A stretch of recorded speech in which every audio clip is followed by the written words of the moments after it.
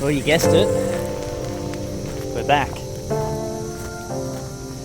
Here doing a late afternoon, early into the night investigation.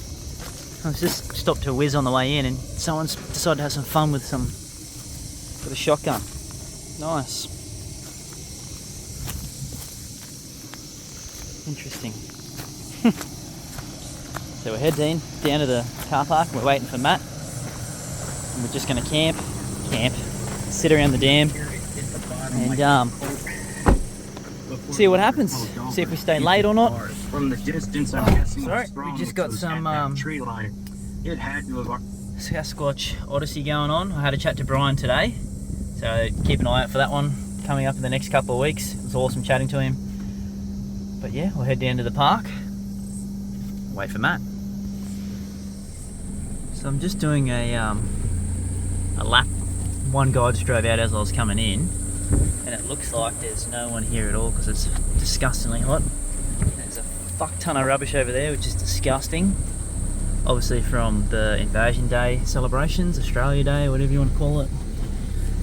But I thought I'd come in here quickly because I was chatting to Brian from Sasquatch Odyssey about tree breaks and how they're pretty bloody obvious that, well, seatbelt off, that you can see when something's done it with precision, with strength. But I'll just show you this again. I've shown it in the past. This is one of the very first ones we ever found after the park had been reopened again. And this was green when we found it, like fresh, and so you can see how thick that is, right? You would not be able to break that by hand. We tried when we found it. We tried and we could not break it, and that was fresh green. Like fresh, was done within a couple of days. So that was done, and all of these supports there, where one was taken out and crossed over like an X the whole way around. You can see it, there's one missing from all of them. But like an X the whole way around, as if to say, don't fucking come in this bush, if you choose to look at it that way. But it was really odd to see that broken. We could not do it. Brad couldn't do it, and it's just, that's what I would call a clean break. And pretty obvious that something huge, or someone huge, has done it. Right, so we're just waiting for Matt. It's no one here. See whip birds, all the little birds going off. So it'll be interesting to see if the birds at the dam and around that area are prevalent, if you want to use that word. It's actually nice just being here without technology, without anyone else around. Never actually been here with no one spinning around like this unless it was night time, or there's always like one or two cars, but there's literally no one here. It must be too hot because it is 35 degrees today, but it feels like 39 according to the weather app. But oh, there's so many spots here for barbecues and everything. We'll wait for Matt to come and then we'll go and set up and see if we can capture something. I've got the night vision binoculars that I can record on, as well as my thermal monocular, which I can record on. So Matt and I'll have one each, and if we hear anything significant, crank them on and have a look. Just go from there. But it's pretty much going to be a sit and wait and listen, cook up. I did bring the hand reel again, so I am going to chuck some sausage into the dam just to see what's in there. Probably get some catfish, eels maybe. So we'll just see how we go. See you in there. Just going for a little wander while I wait for Matt. Just for a big wallaby run out here. But I heard like a rock. Maybe a rock fell off the cliff up here. I don't know, it's a rock face behind it. Just gonna go for a wander and have a look. It wasn't like, did I hear that or not? It was literally a big rock clack or something. The turkeys dug it up. And just go for a little wander.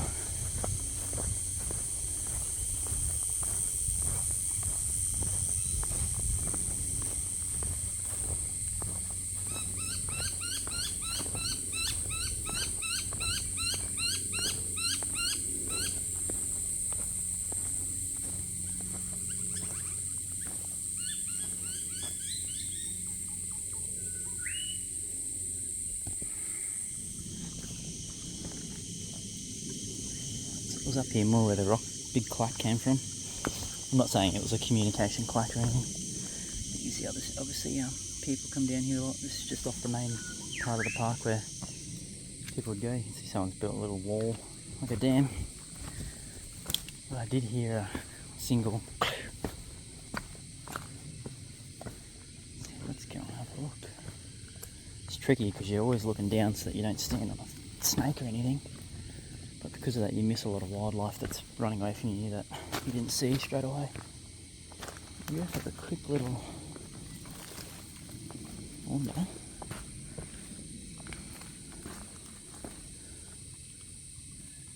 Have a listen. Stairs. G'day, mate. Maybe he knocked a rock or something.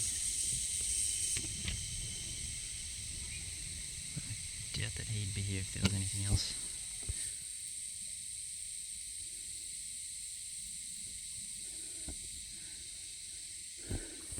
That's 2 wallabies now, big ones. So there's plenty of food here. And just back that way, up in there is the cattle farm as well. I don't know if there's cows still there because they're doing a big development beside it. But excuse me, hopefully they don't the farmer doesn't sell it or his kids sell it and then they develop it all, because it'd be right on the national park then. I'll go back to the car and wait for Matt. So we're just heading in and we found it's not a footprint, but it's a print of something, and it's fresh because it's still wet where whatever has stepped on it.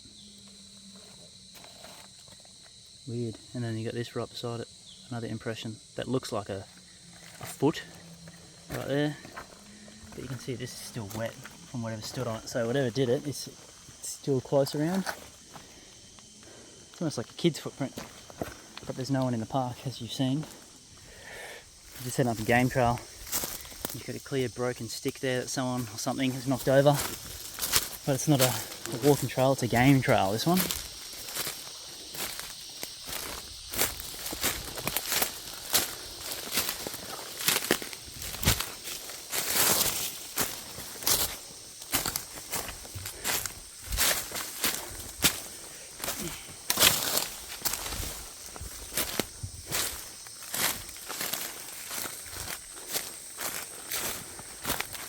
Clear track where someone or something skidded down here. It's like a skid mark. And it's all flat down here. See that skid mark there? Yeah. It's all flattened. Nice little lilies.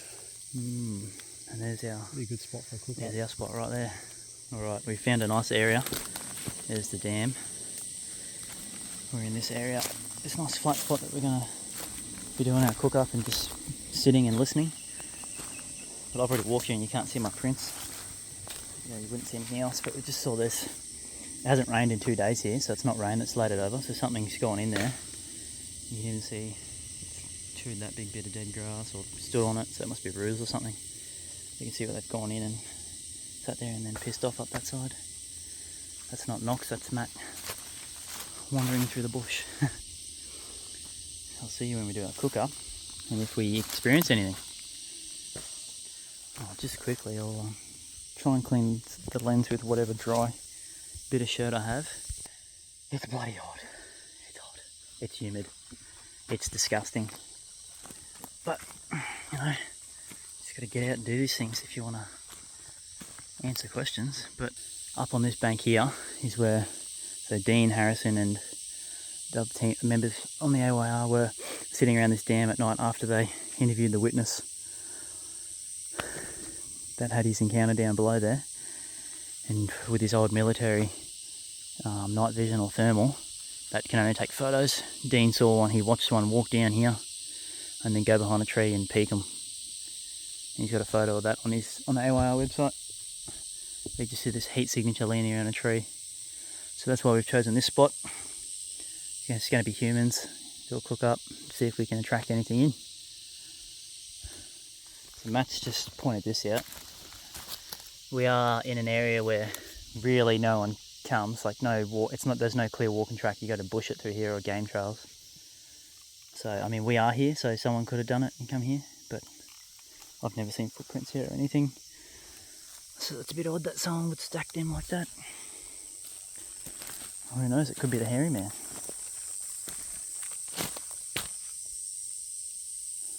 This is that creek that Brad and I went up there. Perfect little area. There's no birds, as you can hear, which is a common thing with each encounter I've had. Even other people saying nothing was making any noise. The bugs are obviously going rank, but there's no birds. Could just be from the heat though.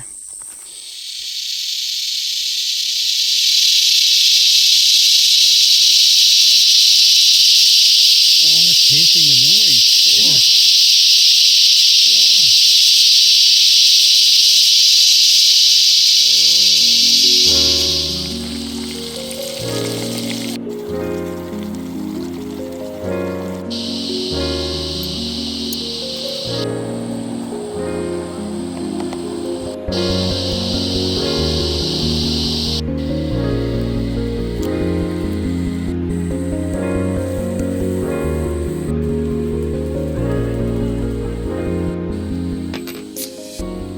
Dinner is served.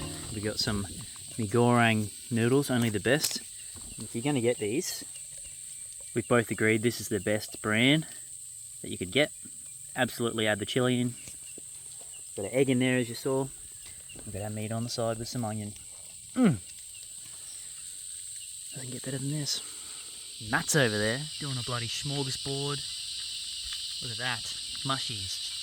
Little boys. Oh. Look at that. Delicious.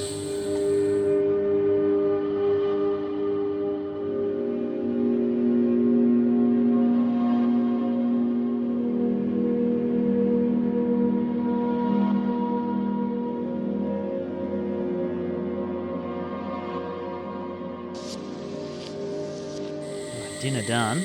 We're just going to chill for a bit. Matt's testing out some gear for his channel. What's your channel, Matt? Bush gear review. You almost said what I said, Carl. Yeah. Bush gear review. So we'll chill for a bit longer. It's literally 6:45 at the moment. It's still quite light. So wait till it gets a bit darker and then see what we're going to do. Might head out earlier. It's hard to just sit and wait. Isn't that right, Matt? Yes. We just really wanted to come for the cook-up. Cook up. That's what it's all about. That's it. Alright, it is currently 7:30 and we're just packing up. A bit like because the bugs, the mosquitoes are too much. Still very quiet apart from all the frogs and stuff. There you go. What's in the water here? Something just moved this. Lots of little fishies.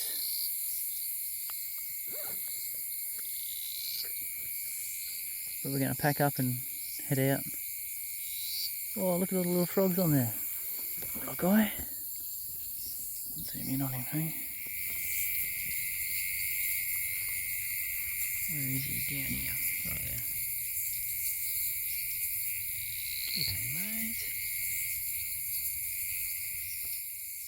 Alright, and because of all that flying around Matt's light that you can see, we're calling it. Yep, there you go. So thanks for watching and enjoy the trek out.